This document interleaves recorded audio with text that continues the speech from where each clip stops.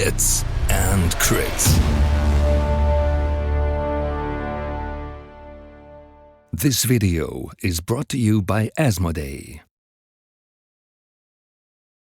So, welcome to the Season 6 Baratheon Office Hour.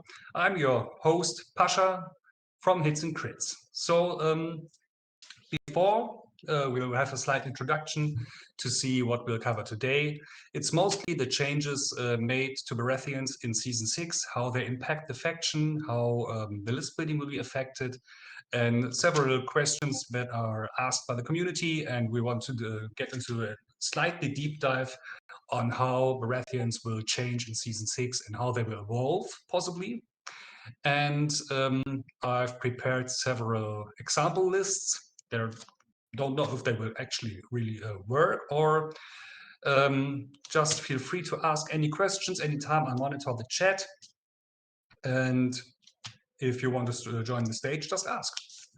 So the biggest changes for Season 6 are, for Baratheons, let's call it downfall of the neutral attachments, since you can't use the 4 extra points that we got with Season 6 for neutral attachments anymore.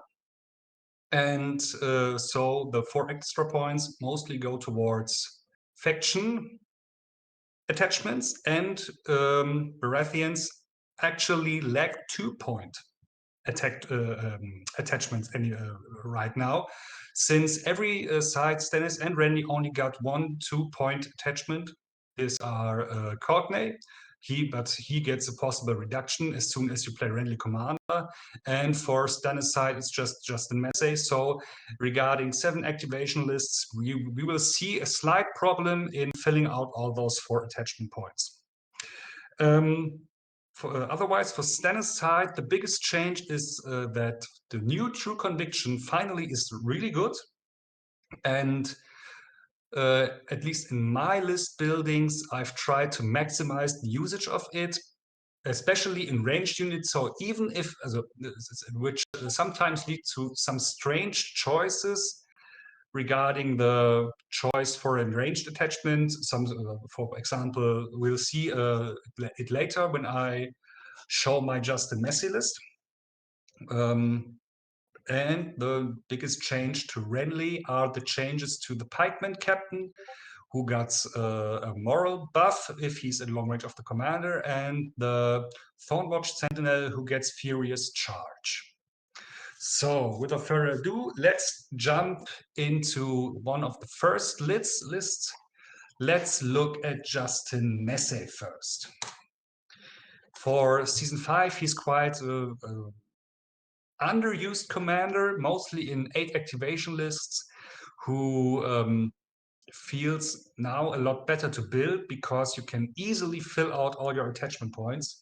As you can see, I've maximized the usage of all attachment points, which is quite a lot easier for Stannis.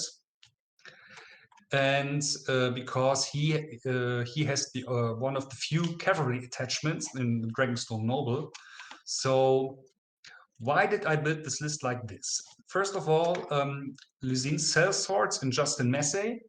This is a personal choice of mine. I really like the Lysine Cell Swords. They're a good damage unit with a really good attack profile and the pillage mechanic, which pumps them up to 8 attack dice. And with Justin Massey, you can change the moral to a +5, which makes them a lot more safe to play. And they're really good in the late game, where they can scale really well.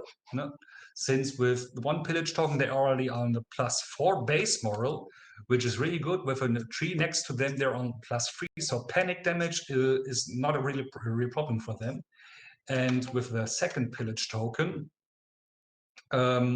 you always have the highest attack die value, getting the +1 to attack die. So if you get the pillage really early, you have an 8/8/8 kind of 5-point unit, which makes him really strong in my opinion. And with tactical reposition, he can easily position himself, so a possible charge should be on the +1 or at least +2 side. So For the other units, I choose Lightbringers 2 times, even though we lose, so every faction loses Brawn for motivated by coin, so we won't see such a strong presence of ranged units anymore. I feel like Baratheons still have one of the best choices to make, since with True Conviction, we at the first fights we can make it sure we can be sure that our Lightbringers always hit at least 7 to 6 hits, which is against most units really strong. So for this example, I've choose 2 Lightbringers, one with Brian Ferring. Brian Ferring now gives better protection of the crown. While you control crown, each time this unit is attacked, it may reroll any defense dice, which was the season 5 version. Plus, and opponents cannot expend vulnerable tokens, which gives Lightbringers a really good sustainability. And this is combined with another unit in this list, which makes most of the units really stable, and you should be able to outlast a lot of fights and a lot of grinds, especially against factions like Greyjoys, for example, with this patch, who will have or who may have quite an easy access to resilience. For the cavalry unit, I still like to see a cavalry unit in most of my lists. It's the Crownland Scouts with a Dragonstone Noble. We have an easy access to a vulnerable token, which is always good with just the Messe combined and Lysian Sellswords to get the damage through. And the Dragonstone Noble is just because we have the point. So, and the Sentinel is never bad. So he gets around the battlefield a lot easier. The only choice you could make is, or you could question by myself, is Devon Seaworth in R'hllor Lightbringers. The main reason he's in Lightbringers is because of the True Conviction to get the early rerolls in most fights, but with the combination of Justin Mess's tactic cards, we can easily switch Devon into the Lysian Sellswords to have the max possibility of a charge, and with the abilities of the Lysian Sellswords, they can easily heal the damage back up. And as a you could say as a oh shit button, I'll get to the Stormwatch Sentinel with the next readily list. The Stormcrows combine really well with Davos Seaworth. They don't proc True Conviction because it has to be a Baratheon unit, but Supply Aid combined with the Recruiting from the Hills ability makes them a huge healing battery. So you're able to, you may be able to out-heal at least most sustained damage you take. So at the start of each turn, you can easily heal up to 3 damage and heal them from the Recruiting from the Hills. So, and as long as you keep the Stormcrows at the back of your army, you should be able to easily out-heal every damage you take. And for the NCU choices, it's Alesta, Axel, and Patchface. Alesta, I feel like, will be a great addition to any list right now, especially as soon as you have something that relies on the crown, like protection from the crown, or for Randy's side, it will be the Courtney Renlos Might of the Crown ability. So your units get the maximum value out of it. It's especially nice for Final Strike and several other tactic cards to get more bonuses out of it.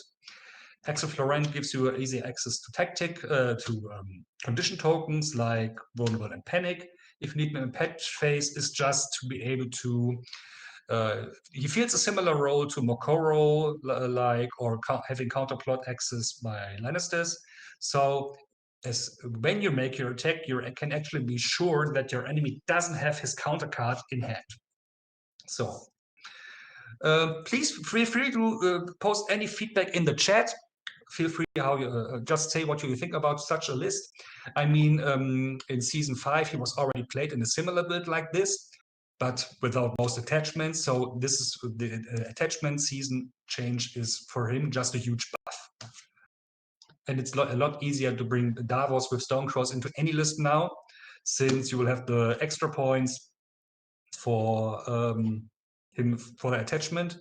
And if you want to build other lists around Stormcrows and Davos for a heal battery, you can even put some neutral attachments into the list, or more expensive NCUs. So Lukibri asked about this Thornwatch Sentinel. Let's switch to another list I prepared, which uses the new attachment extensively. And I feel like, wait, it's named wrong. It's named Loras, not Elven. So, the new Thornwatch Sentinel. Regarding the changes to the Thornwatch Sentinel and the Pikeman Captain, I feel like I would have preferred if they switched the abilities, because they feel kind of counter-intuitive to the character, to the earlier character of the attachment. Thornwatch Sentinel mostly felt like a defensive attachment because it has Pathfinder and Dauntless, which are great defensive abilities regarding how you want to build the battlefield. And the Pikeman Captain gives boldness and courage with +1 attack if you're at 4 ranks, or +1 rank if you're at lower ranks. So giving a defensive attachment, offensive ability with Furious Charge to give out vulnerable tokens, or the Pikeman Captain and a defensive ability in regards to a better moral. Okay, you can actually do that, but if they switched it around, the abilities actually synergize better with the attachment itself. So better moral is always good for Dauntless and Furious Charge. Higher vulnerable token is always good if you have an offensive unit with boldness and courage.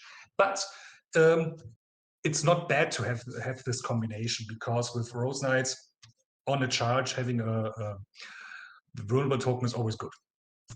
But with Rose Knights, because they are so slow, you may be able not to charge that often.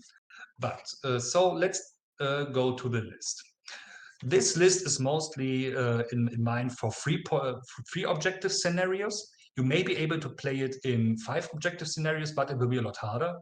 The key is to put stakes either on, at least in the middle objective, if you won the role, or on the outside objectives, so your Rose Knights are able to secure it, standing on it, and if any unit decides to attack them, it will be punished in 2 ways. First, for attacking the Rose Knights, which, when getting wounds, can heal back and deal additional damage, and the second time for actually standing on the stakes, and each action on the stakes wounds the enemy unit really good. So yeah, that is actually the idea behind the list. The Crownland Scouts are there to push the Rose Knights faster on the objectives. So you actually get there first, but if you, like with Dance with Dragons, you need a little bit of mobility to catch the enemy first. And regarding the NCU ideas, it's just mainly for healing. We've got Marjorie, who dishes out an additional vulnerable token and heals one of your units for 1 wound. And Tycho as an ship button, especially for matchups like Mother of Dragons, where the dragons can deal a huge amount of burst damage, but if they don't get it through and can't kill your unit in 2 attacks, the dragons are mostly dead. So if you have several damaged units, Rose Knights can deal thanks to the targeted healing a lot of damage with Perseverance and with not Perseverance and Valor, it's Deadly Bloom. So let me get a drink quiet.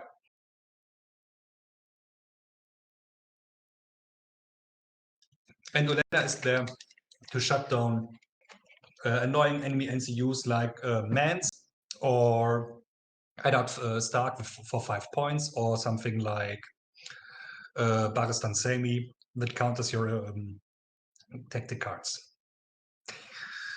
What should I do? Next time I look into making it more neutral.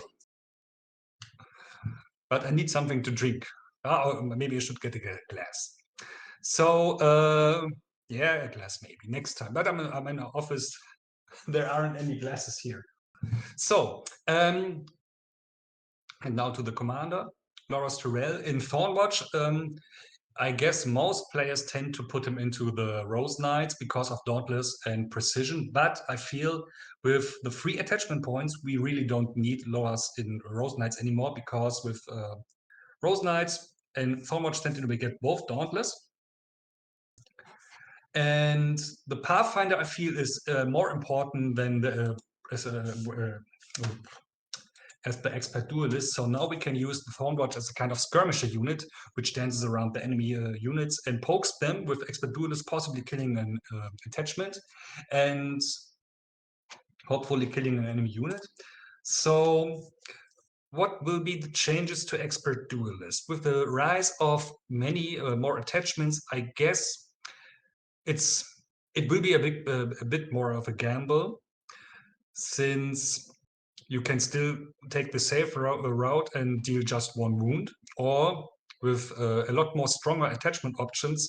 For example, like Robert Strong for the Lannisters, it may be a better bet to gamble for the 5+ to be able to kill the few really strong attachments that may see play in the season.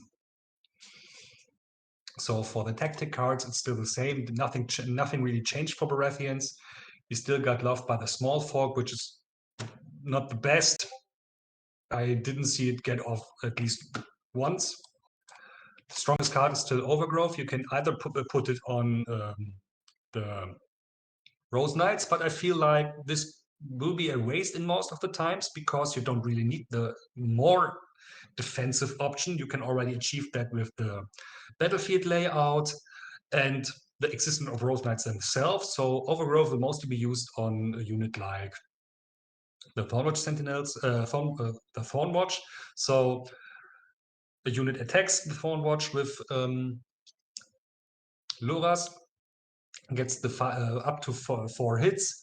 Then after the attack, you just activate Loras, strike back, pull back, heal up, and the next attack will hurt even more. Will hurt even more, and can slowly whittle down at most units that engage him. And the last card is Growing Strong, which will mostly be used on your Rose Knights. But the biggest weakness is that your enemy has to engage these units to make this list actually work. So that's why this list is strongest in 3-point objectives, because you can decide that if your enemy goes first on the objective, you can whittle him down. He has to either disengage or fight back. Fighting back is the best option for yourself. Disengaging works for just around 2 rounds. After that, he won't be on the objective anymore, and you can claim it. And you should still be getting the advantage that you need. So, what? Any more questions? So, earlier the day, Borgio from the community asked if we will see more 7 or 8 activations. Right now, I built quite a mix of activation lists, a few 7 lists, few 8 lists, but I feel like 7 activation lists feel a little bit harder to build, because you easily achieve the point where you can't fill the 28 or 28 points anymore. So, you would have a really elite army, but in many cases you don't want that. So some stable units for Stannis' are like a Lightbringer only cost 6 points. Then we got this Crown and Scones for 6 points, and then we can still choose 2 7-point units. And what instead we will see is probably a shift for 7-point activation lists into stronger NCUs, or more expensive NCUs, like definitely Melisandre Crescent is mostly a staple for myself, for example, and Selise and Shireen may see a lot more play. So I made a 7 activation list, for example. So this could be a 7 activation list that shows what I meant. As you can see, you easily reach the 40 points with a lot of elite units, and just can fill out 2 attachment points. But this is because Devon gets reduced if you play Stannis. And instead, to fill out the 40 points that I need, you can go the route and still play neutral attachments, but this would cost you your normal attachment slots. So I guess the neutral attachments really will fall off. You can still use Kingsman and Ramsay and Reek, but at the lack of other units that get downgraded quite a lot. And we still, right now, we have a really good option in-house for just 1 point to push up our units, and that's the Red Priestess for stun aside. The new Divine Sacrifice is really strong in my opinion. The last iteration was if it worked on ranged attacks and melee attacks, and if this unit performed an attack, any kind of attack, before rolling attack dice, it may suffer up to 2 wounds, and for each wound suffered, it may dish out vulnerable or panic token. Great on Lightbringers, but with the current iteration makes several 5-point units or 6-point units punch really hard. So switch back to the list. This is just an example of a Relore list that I built. So Relore Queensmen really feel good in Season 6 because with the change to Brute 2 Conviction, you can hold the middle objective and dish out a huge amount of damage because Relore Queensmen still hit on the 3+. With rerolls, that's really, really good. And even if they take some damage, you have hold the line for counter damage to the last to survive these attacks. And with Andrew Estamont, you can always get for the one attack you may have each turn the highest attack die value. So a really good unit for the middle objective, like for example in Hold the Line or Dance of Dragons, and or Dark Wings, Dark Words, where you really don't need to disengage, and it is supported by the use of Alistair Florence, so you can always get the crown, and the enemy will never be able to expend vulnerable or panic tokens. So, and Stag Knights with Darren Seaworth, another choice would be the Kingsmen. Feel, at least for the late game, very, very nice. With Reckless Heroism and True Conviction, you can always charge in on the 11-inch threat range and be able to deal the damage that you need. And your enemies won't be able to disengage that easily from a unit like Stag Knights with Devon or Kingsmen with Devon. Will we see quite a shift from Kingsmen to Stag Knights? I don't know. I've played Kingsmen extensively. I guess since we really saw a lot of changes to attachments that need zones, like the new motivated by coin, I guess we will see a rise in plays with Peter Baelish, in lists with Peter Baelish. And this could change the usage of Kingsmen because most lists will have a way to counter controlling the crown and make the Kingsmen a lot weaker. So the Stag Knights don't need the crown and are able to deal out the same damage and in later rounds even a lot more damage, which puts the Stag Knights, in my view, slightly ahead. And for the last slot, Stannis in Relore Lightbringers, that's just to have a ranged unit, and Relore Faithful with Davos Seaworth. Still kind of feel the role of the Stormcrow mercenaries, since you can use supply aid, charge in with the Relore Faithful, and with the Faith mechanic, you can heal any damage that you take back to them. And with True Conviction, you can even say, man, I need those rerolls because I'm attacking a cavalry unit or already damaged unit, and before attacking you take up to 4 damage, up to 3 damage, and heal another unit and charge in, get the rerolls, or if you're already engaged, get the rerolls. And thanks to Heart of Fire, you heal the damage you deal back up. Another choice instead of Davos Seaworth, but then losing the True Conviction, would be the Priestess, the Red Priestess, to let the Relore Faithful get +1 to hit. And with the first ability part of Heart of Fire, you can hit on the +2, which is crazy good. and the vulnerable token helps dealing the damage that you need to heal back up. So let's see. I guess these are kind of experimental lists that we may see in the future. So, any questions right now? Any feedback? Anyone who wants to say his point of view, like Failix, who was the best Baratheon player at the Invitational? Felix, could you share your insights? You can even join the stage. You don't have to write it down. Let me look. There it is. So, no mic. Okay, then you have to chat.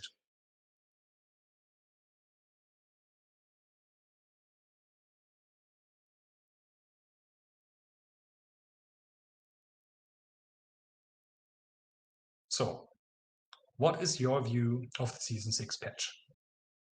Do you feel like these lists are good examples, or are you like, I would probably, would you change something? And if you don't have a mic, just type it down.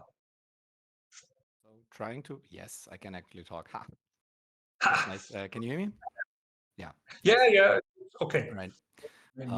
Yeah. So I personally think one of the greatest attachments we have in the new edition is Brian Ferring, because he has the new True Conviction, which is kind of insane. Honestly, rerolls like essentially all the time, which is really great for range units, for melee units, and especially for Baratheons with a lot of units hitting on force, which is a lot of times really bad, especially if you don't have like sustained assault on your hand. And additionally, he has one of the greatest defensive ability in the game, because reloading defense die after the enemy has expended the vulnerable is really, really good. I don't know, it's essentially something like +2 armor or something, it is really, really great. So I will try to fit him in the list all the time. Probably in something like Kingsmen or Stag Knights. And I think Kingsmen are still just plain better than Stag Knights. The only way I can see it, maybe where they're a little bit better, is if the enemy has the first attack. Like if he's first player, he can go on the swords. Then you kind of tank it with resilience before you can take the crown and have the defensive reroll on the armor. So I think that's that's a way where I see Stag Knights. Otherwise, I think Kingsmen are probably better. Yeah, mostly because. Yeah, although there are a lot of additional attacks have been cut from the game, so there might be some value there for the Stag Knights. Yeah. I guess we will see a rise in units that may be able to suppress abilities, like the Casterlock Honor Guard, for example, which already is seen a lot of play for the Lannisters. I feel like, do you think that there will be a rise in playability of Stannis 1 thanks to his harsh conditions card? Has to be seen, honestly. I must admit I haven't played the game in season 6 yet. So I didn't also. Yeah, it's still fresh for me. Yeah, we kind of have to see how the game plays out. I think the free attachment change will shake up the game a lot.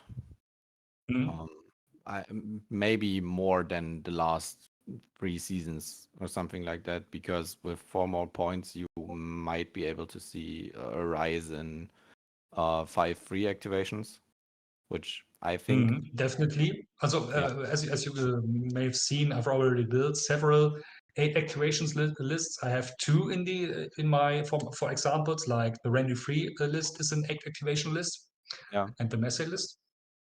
Yeah. I'm So surprised that you have one with Renly yeah, because I love Randy Free. He's the only Randy side command I really love. yeah.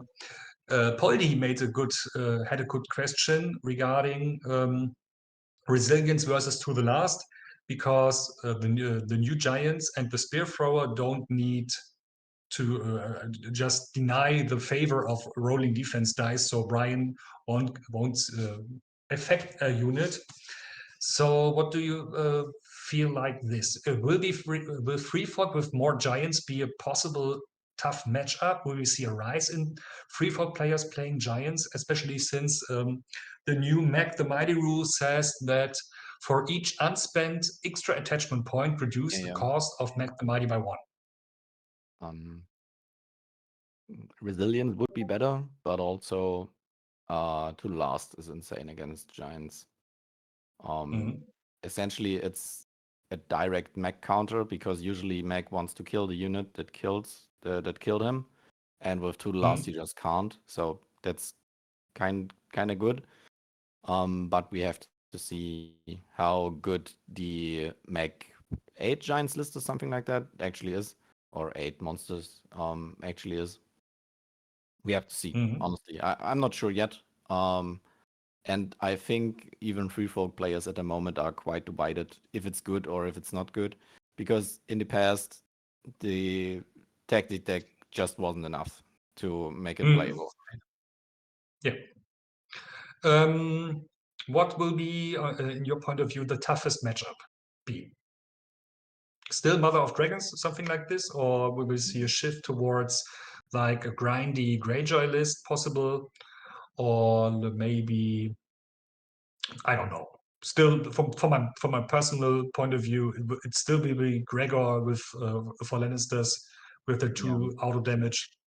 Yeah, I think so too. I think the Mother of Dragon matchup will be better for us in the future because our units generally will rise in quality while dragons stay the same, and I think that's a big plus for us. Greyjoys, I'm not quite sure, because at the moment Baratheons are quite favored in that matchup, and I think both factions will be getting better from the patch.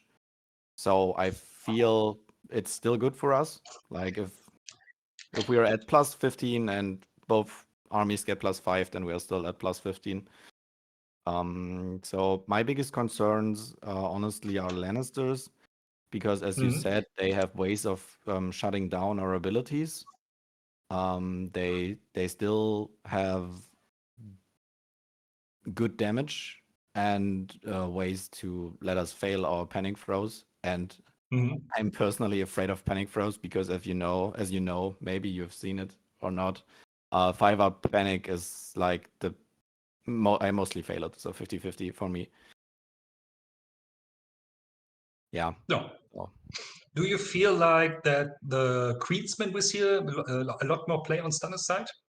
Possible as a center objective holder? Yes, in 7 activation lists, yes. And my main line of thought there is that with, I think it's Devon that has the 6-up charge, right? Yes, it's Devon. Yeah. I will probably put him in Queensman because their biggest issue is that once they stand on a point, they're out of the game, which is usually fine. But if it's not fine, right? Because if you have like 5 markers or something like that, or the enemy is ahead in points and you have to get somewhere, then they're stuck. But if I put Devon there for free, then I might be able to pull off a 10-inch charge, which is nice. And so you have like a counter for their biggest weakness, and I think this might be able to bring them back, and also you have more points, right? Yeah, and Devon may offset their weakness of not getting rerolls if you charge over bogs, hatches, or corpse piles. Yeah, and also like just having rerolls all the time is nice, right? So even if you're just in a clash in the middle of on an objective something, they tended to lack a little bit of punch, although all the line was great. And I think with rerolls they're just better. So yeah. And additional mobility. So yeah, you said you were surprised about Randy Free.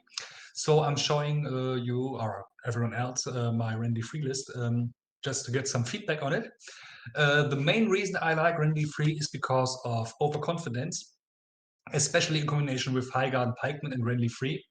You can get a free charge if your enemy can't maneuver with around you, which in I guess most cases you can actually force to get a charge in PO in the line of sight of your unit, and overconfidence has two uses in this case.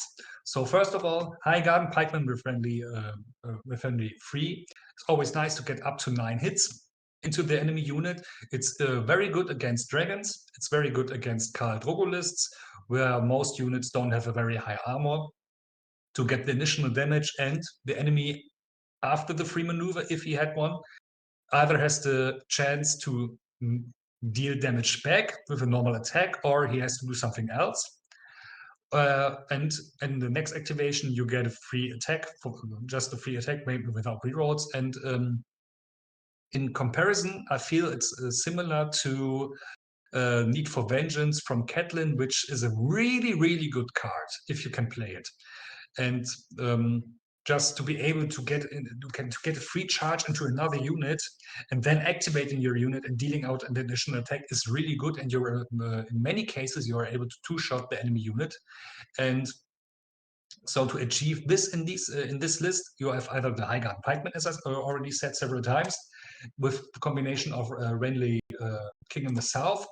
You can even offset the negative aspect of the card because you become vulnerable, and since Renly Free always counts as controlling crowns and the letters, you can with Stacks Wit dish out give the vulnerable token on the enemy unit you want to charge to get all 9 hits through.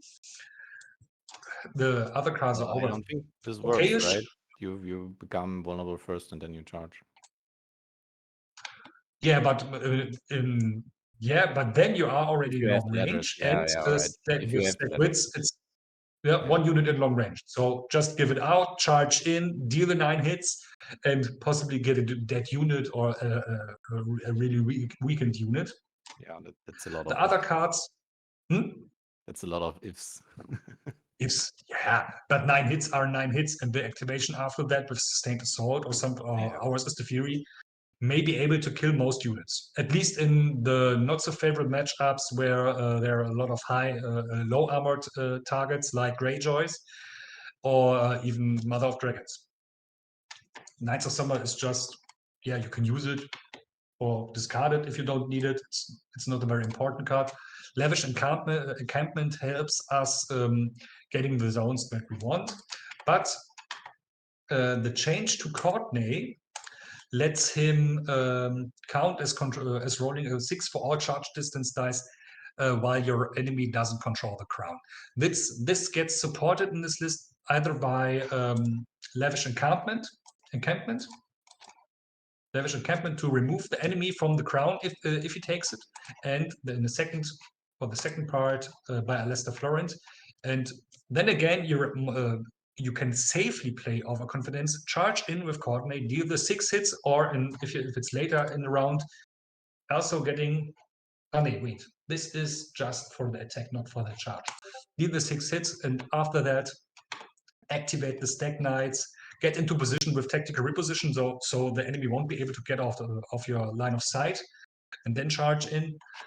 I feel this could be a good choice against lists that are very mobile, like several free for activation lists where you have the small pets as enemies, Khal Drogo, or especially the Mother of Dragons, and the Wardens fill a similar role to the Rose Knights in this list.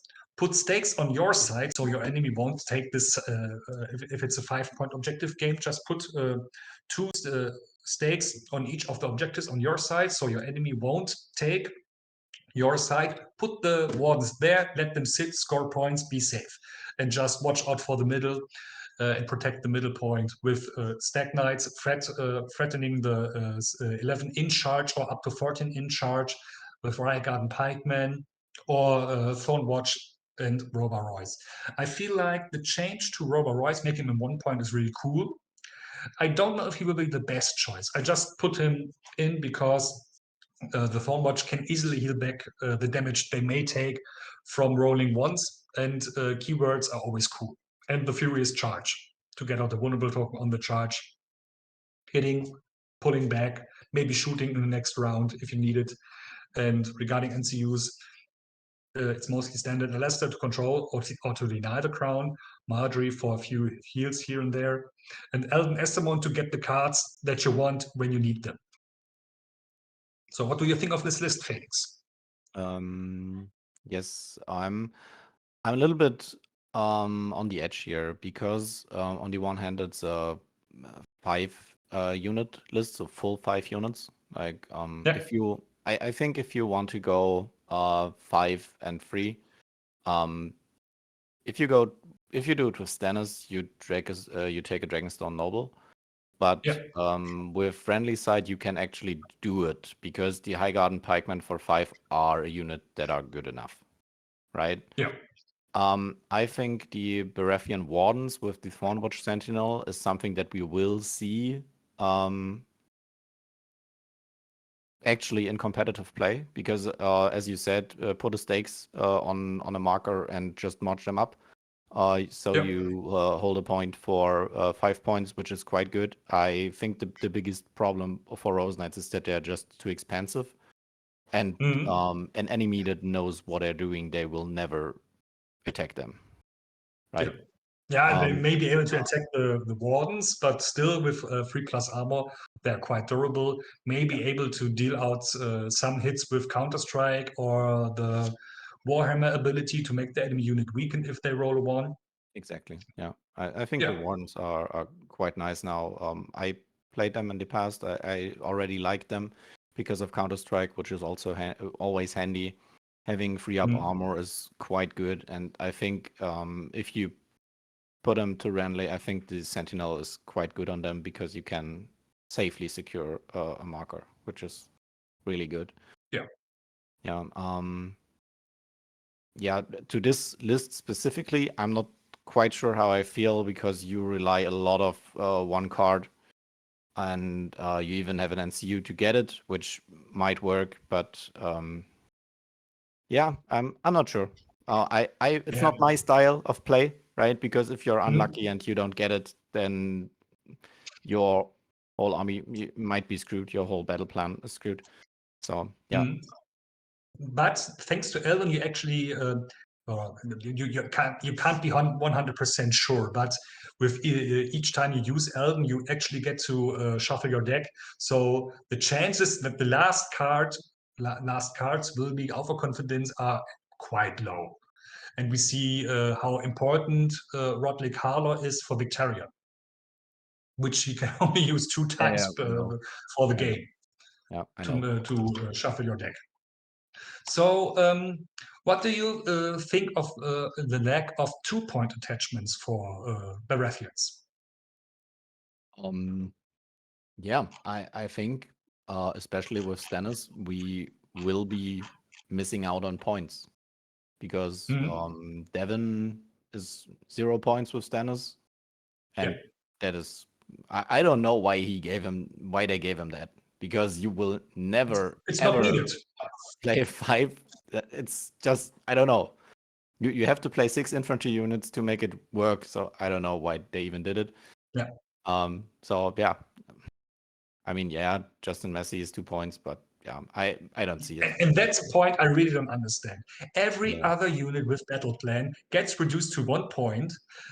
It's Agio for the Martells, it's Sam for the Night's Watch, it's Tyrion for the Lannisters.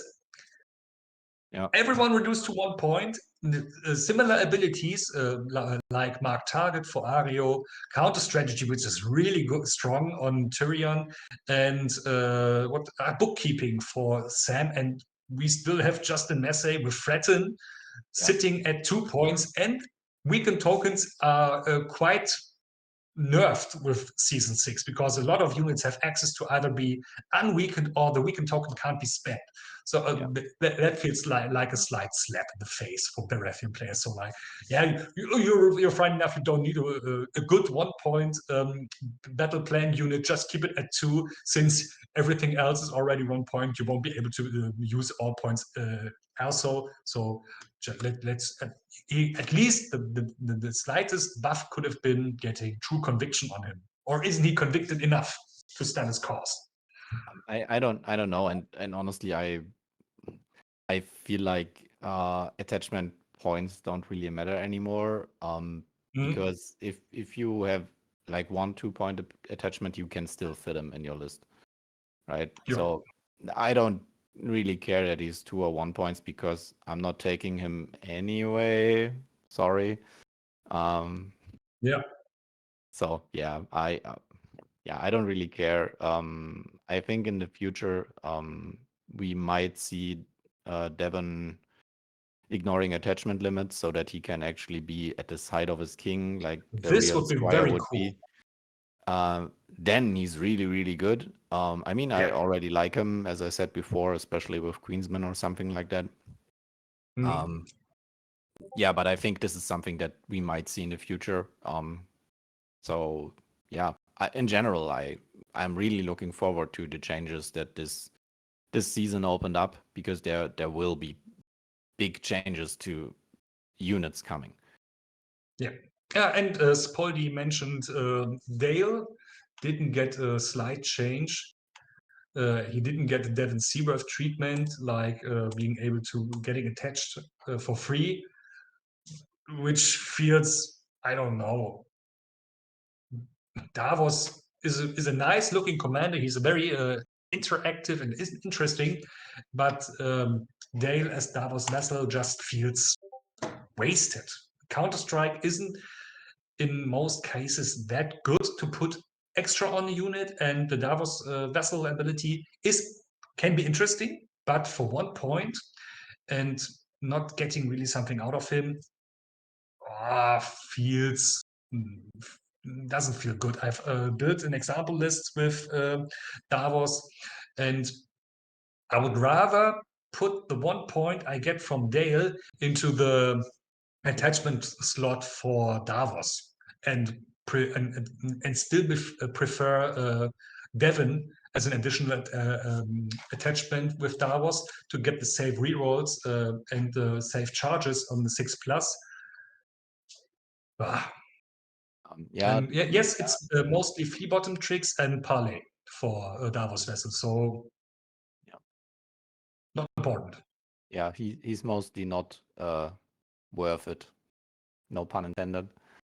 Yeah. I think there are just better attachments even with Davos Commander. Yeah. Yeah. So thereafter, what are your what's the word? Not intentions. Insights. What are your insights into the patch? How do you rate it? Do you like it? What do you feel feels wasted or should be changed with the mid-season patch in August? If you're here. Yeah. I really like the changes because I think the 3 points for the attachment open up a lot of space for creativity and personal choices, as we've seen, and I think we will see this in the future, right? That there will be attachment that will be playing better than others, and I think that is fine, especially the character ones, because you like to see the characters, right? But I feel the ceiling is a lot lower now. Yeah, I that's don't true. feel bad That's true. for using Andrew. Don't feel bad for using even Axel for 1 point. It's interesting to use. Yeah, of course. But in general, all the characters are better than the generic ones, and this is Yeah, the something generic could use a slight buff. Yeah, I'm actually fine with the characters being better, so you see the characters more. That is fine. So Mm-hmm. in general, I like it for creativity. I think they overshot it a little bit. I honestly I thought they would do something like I don't know, 39 points for the army and free for the attachments or something like this. Um, so yeah, maybe they will adjust it a little bit. Maybe they will keep it that way. I don't know. But I think the next patch, the mid-season patch, might be actually bigger than we normally anticipate from the mid-patch change, Mm-hmm. because with most of the neutrals being gone from the normal factions, right? Because nobody is going to take neutral attachments anymore, and nobody can play neutral commanders anymore. There's a Yeah. lot of design space there now, which I'm looking forward to. And in general, I'm looking forward to balancing things, because this patch now there was very slightly, very small changes to balancing, and I think that's Mm-hmm. fine because they made just such a big change on the overall scope of the game. So Mm-hmm. yeah, I think there will be big things coming, and I love it. I always love it. I love big changes. Um, and I love small changes. Honestly, I like small changes more. So I like the approach that they're taking now, because they could have taken the big change with the attachments and also tried to make balancing changes. Mm-hmm. But I don't. But I think this would have screwed the game balance, and I normally like a balanced game. Yeah. Yeah, I feel like when they made the Visions in the Flames article, everyone got really excited about the change for the neutral commanders, and I guess most people expected a little bit more because, as they said in the article, that they couldn't focus on the identity of most of the neutral commanders. So I hope for the season, for the mid-season patch, they focus on these neutral commanders to give them a lot more character regarding their abilities and tactic cards, because they don't have to look at the other factions anymore. But I really hope that for the next releases, we may see one or two more neutral boxes, especially since uh, we could use another Golden Company box, maybe a CAF Yeah. unit, Especially maybe Commander, right? Golden Company yeah, Commander would command be as great. a heroes box out of the question. We need more heroes boxes, especially for Baratheons. We still have a lot of characters that are untouched. But also for Mattel, they need a Heroes free box. Greyjoys need a Heroes free box, and then for Boltons and Brotherhood, I would still like to see Heroes 2 box and a little bit more love regarding releases for them, and Night's Watch. A generic unit would be really cool. Yeah. I don't know what their release schedule is for now with Song Tactics on the horizon, but yeah, we will see. I Mm. think the new patch maybe hints at a attachment box 2 for all the factions, but we might This see. would be the perfect move right now, Yeah, yeah, especially. yeah, Changing attachments, increasing the points that you can use for attachment, and then afterwards releasing an attachment box with new exciting attachments for each faction would be uh, let's say a cash grabbing move, and yeah. everybody would buy Would be it. smart. Yeah, would be smart. Yeah. I'm not I'm not sure how good neutrals would sell at the moment. Um, Maybe they will do something like a mini faction release for Golden Company or something like that. Mhm. Because with I feel neutral like commanders excluded from the normal factions, they Mhm. already feel like a new mini faction now at the moment. But yeah, we will see. Mhm. But actually not a good mini faction in my point of view, because you can't really combine the attachments, the neutral attachments that you have, with the existing combat units that you can play. There is not really something synergistic going on with Ramsey and Reek. You may play him in Cutthroats, okay, um, or something like Dario. I feel like the choices that you can make for coherent feeling neutral list are quite limited now with the increased attachment points. At first, when I read about the more attachment points, I felt like we will see Arya and Sandor everywhere, because Arya is one of the few attachments that can easily kill enemy attachments. You just need to lose a rank, and that's easily achievable, and then cut through all your valuable attachments that you have. But since they decreased the access to neutral attachments, okay, Yeah, no Arya spam everywhere. I was preparing to paint Vargo Road actually for Yeah. this patch, and now he's in a box back again. Yeah, So, he's in the box. Won't see any play. That yeah, was my we idea also, yeah. getting Vargo Holt into more lists to dish out, because you still have a kind of easy access in Baratheons for weakened tokens. But since they indirectly nerfed weakened tokens, this would have nerfed Vargo also. Yeah, I'm not sure how much weakened tokens actually are nerfed, because yes, there's a lot of weakened defense now, especially in Targaryens with their Blood Rider attachments. Yeah. But I think it's still the best token in the game. So even with the reduction in ability. I don't know. I really don't know. We will see. Yeah. Just to point out why I don't think that Weekend is the strongest token anymore. Lannisters already had a way to play around it. If they choose Gregor, Price of Failure is always a perfect counter to a weakened token. And now we get the Gate Warden, who has superior numbers. Starks have quite an easy access to superior numbers, which gives you rerolls, and the enemy can't spend the weakened token if you have the same or more ranks. And do we have something else? I guess it's easier to play with terrain than to use weakened tokens now. The only using terrain and weekend was the ultimate. You don't. Yeah, that was the ultimate choice against a lot of factions like Greyjoys, but now I feel like it will be a lot harder. And I guess it's easier for Baratheons to just play the defensive game with, for example, Brian Ferring, for example, the Thornwatch Sentinel, to instead rely on weakened tokens. Yeah, of course. The direct defensive buff is better than maybe dishing out weekend. That's for sure, because you can always dish out weekend with the ladders or something like that. That's always true. Yeah, that's true. And that's also a thing that I wanted to mention, because Poldy, I'm reading your messages.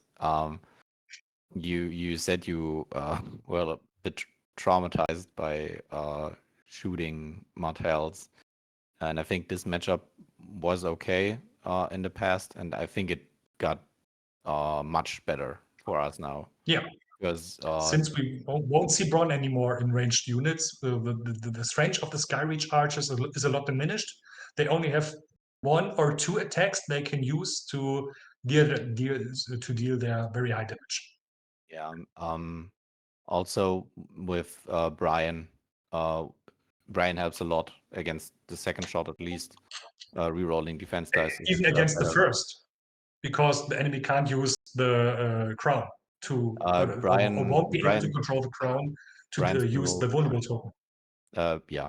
Brian's ability triggers on when you have the crown, not when the enemy doesn't have it. So. Oh, wait. I've mixed it up with protection of the Might of the Crown. Yeah. Then play Peter, start of turn. Yeah. Uses once per game to have it. Sure. Precision kills or always kills. Yeah. Then that's true, but in most cases, the Sand Skirmishers need short range, and with double Lightbringers, you can shoot them down before they get to you. And with rerolls, you will be able. I guess I'm also saying that the Marcel matchup wasn't the hardest, and now it feels a lot better. The only downside maybe we may see a rise in the usage of Ariane Martel, but even then, okay, it's a 5-point NCU, it should be strong, and we have a lot of counter NCUs and abilities and in other ways to play against Martel. Yes. Ja. Yeah, check. Genau.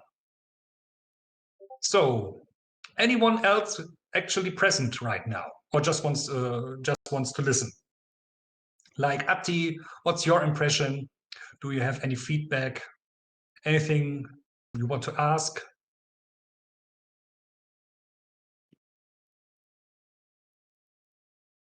Doesn't look like it. So, any closing words from you, Failix?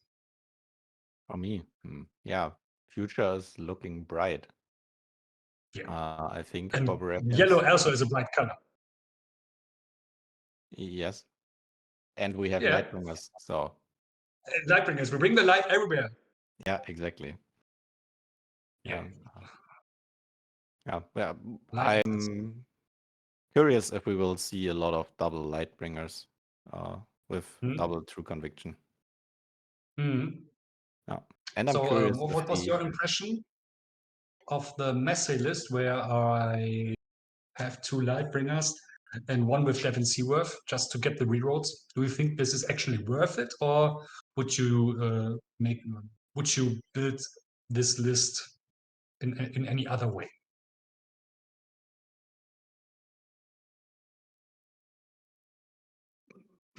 I'm not sure.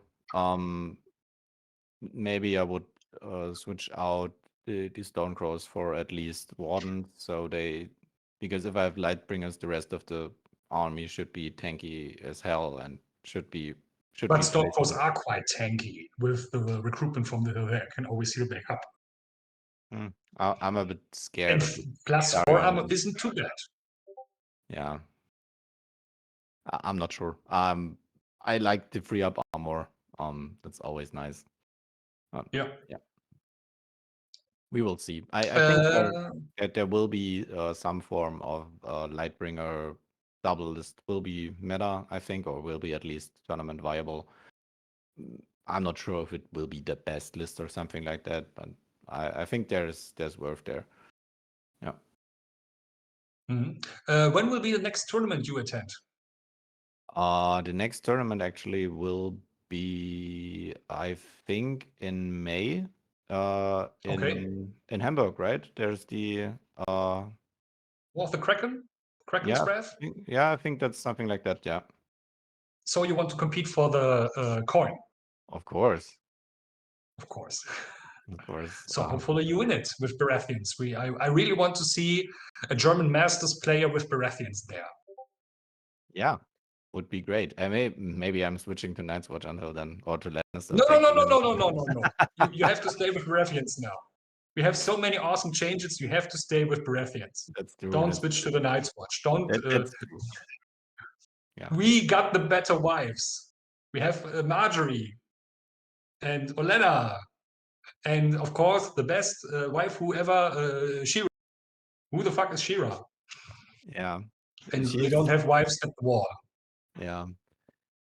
We will see. I think, this patch is for Baratheons. I think it's really good. I really look forward to playing them. Yeah, will be fun. Yeah. Cool. So let's see what Polly has to say. Because I've got everything, what? No. I've got everything covered by myself. I think we, so I guess we got everything extensively covered right now, talked about all the changes in quite a detail. And so let's see again on the TTS, and for the closing words, roll those crits.